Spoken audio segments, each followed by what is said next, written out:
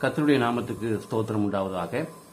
கோணலும் மாறுபாடுமான சந்ததியின் நடுவிலே குற்றமற்றவர்களும் கபடற்றவர்களும் தேவனுடைய மாசற்ற பிள்ளைகளாய் இருக்கும்படிக்கு பிலிப்பியர்ல ஒரு வசனம் இப்படியாக சொல்லப்படுகிறது. கிறிஸ்துவின் பிறப்பின் காலங்களில் வாழ்ந்த யோசேப்பு மரியாள், சகரியா, எலிசபெத், சாஸ்திரிகள், மேய்ப்பர்கள், வயதான சிமியோன் மற்றும் அன்னாள் மேற்கண்ட வசனத்துக்கு எடுத்துக்காட்டாக வாழ்ந்தார்கள். நாமும் கூட சோதோம் குமாராவின் நாட்களில் வாழ்கிறோம்.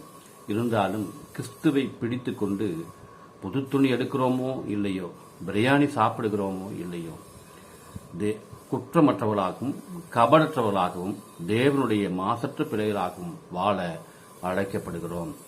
வேண்டுமென்றே நம்மீது தவறான குற்றம் சாட்டுவர்களை விட்டுவிடுங்கள், பரவாயில்ல. தேவனுடைய பார்வையில் சாட்சியுள்ளவர்களாக இருப்போம்.